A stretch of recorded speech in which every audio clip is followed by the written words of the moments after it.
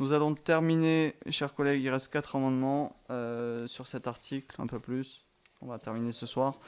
Monsieur Potier de 295, pardon. C'est un amendement Garot, de Guillaume Garot, qui réaffirme l'importance de favoriser l'information santé, alimentation, bien-être, sport, lutte contre le gaspillage pour les enfants, et on précisait notamment à l'école, au collège, au lycée. Merci Monsieur Potier. Monsieur le rapporteur. Pour moi, cette précision va de soi et il n'est pas forcément utile de le mentionner dans la loi, donc défavorable. Défavorable, Monsieur le ministre. Oui, défavorable parce que l'article 15 bis du projet de loi adopté selon les mêmes termes à l'Assemblée et au Sénat prévoit de modifier le Code de l'éducation pour préciser que l'éducation à l'alimentation et à la lutte contre le gaspillage alimentaire est dispensée dans l'ensemble des établissements d'enseignement scolaire. Donc, merci. défavorable. Cet amendement est retiré. Je passe au 296, Monsieur Potier.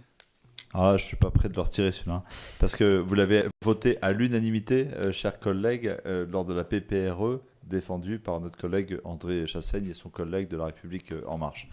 C'est une proposition de Nouvelle Gauche qui disait qu'à l'échelle européenne, nous devons avoir des dispositions pour encadrer le marketing. Donc il ne s'agit pas d'interdiction. On a tiré les leçons de vos contraintes de protection qui seront très difficiles à expliquer pour les générations qui viennent. Comment on a protégé le budget de nos chaînes publiques ou des masses médias aujourd'hui au détriment de la santé publique. Mais on peut comprendre cette contrainte qui ne vient pas de vous, du ministère de l'Agriculture, et qui est une contrainte gouvernementale à laquelle nous avions nous-mêmes cédé par avant. Mais au minimum, cet amendement qui reprend l'esprit de l'injonction que nous avons fait dans la résolution européenne, qui propose d'encadrer la publicité et le marketing alimentaire auxquels sont exposés les enfants, on ne peut pas y échapper. J'ai eu l'occasion d'inviter Guillaume Garot, et je vais aller court vu l'heure de la nuit, et vous avez accordé de terminer, je ne vais pas être trop long, mais je pourrais en parler pendant très longtemps. Madame Voynet est venue dans notre circonscription parler au conseil départemental, dans les plans alimentaires territoriaux et dans des réunions populaires avec des associations de consommateurs. Le chiffre que j'ai fait vérifier, et qui est vérifié, c'est qu'aujourd'hui, le diabète de niveau 2 et les questions d'obésité, qui sont à 80% liées à l'alimentation, et dont sont victimes les populations les plus pauvres et les plus fragiles et les plus sensibles, notamment les enfants des milieux populaires, peu cultivés, avec des problèmes économiques, etc. Ça représente dans notre pays, écoutez bien le chiffre, 28 milliards d'euros. Le coût de la prise en charge et de ces soins, on l'a vérifié, on l'a recontrôlé, c'est 28 milliards d'euros. C'est 3 fois le budget de la part France de la politique agricole commune.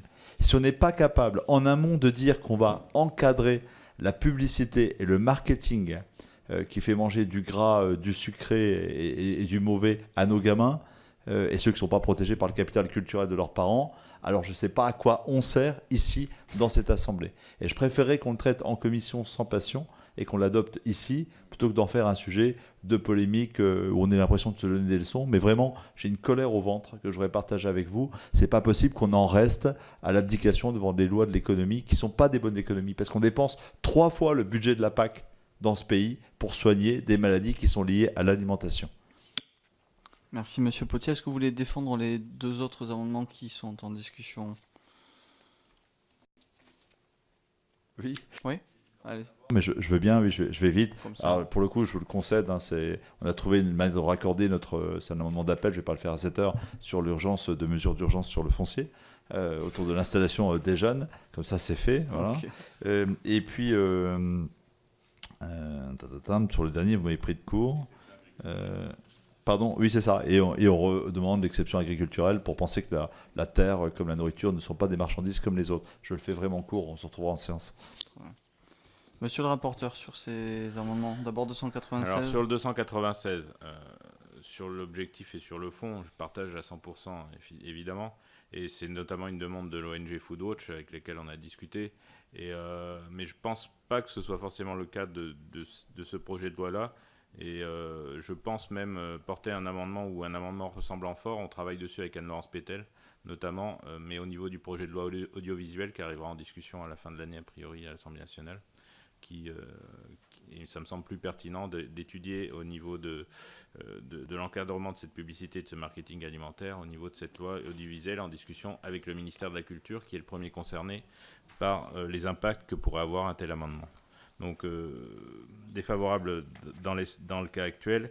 Et après, sur les autres, voilà, c'est des amendements d'appel. Et sur le dernier, sur l'exception agriculturelle, on avait déjà eu ce débat en première lecture. On avait tranché sur la rédaction de l'alinéa 7 de l'article. Merci, monsieur le rapporteur. Monsieur le ministre, sur ces 3 amendements. Oui, sur le 296, nous avons choisi de retravailler, de revoir la charte du CSA pour renforcer son contenu et l'étendre aux différents supports. Et bien sûr, il y aura le renvoi à la loi sur l'audiovisuel de fin d'année. Donc un avis défavorable, même si je partage bien évidemment le fond de cette question éminemment importante sur l'installation des jeunes là, et le foncier. Moi, je porte un intérêt tout à fait particulier à ces travaux. Nous y travaillons aujourd'hui au ministère. Il y a des travaux que vous conduisez aujourd'hui aux côtés d'Anne-Laurence Pétel et Jean-Bernard Sampastou sur le foncier qui seront finalisés à l'automne. Donc, nous attendons le résultat de vos travaux pour reprendre un certain nombre d'éléments. Et sur l'exception agriculturelle, nous avions eu l'occasion d'avoir le débat déjà en première lecture. Je l'ai eu également au Sénat avec vos collègues du groupe socialiste et républicain. Et donc, là aussi, je reste défavorable à cet amendement en l'état. Merci, monsieur le ministre. Je vais donc mettre au voie le 296 avec un avis défavorable du rapporteur et du gouvernement. Qui est pour? Qui est contre? Il n'est pas adopté. 297, même avis, même vote. 292, même avis, même vote.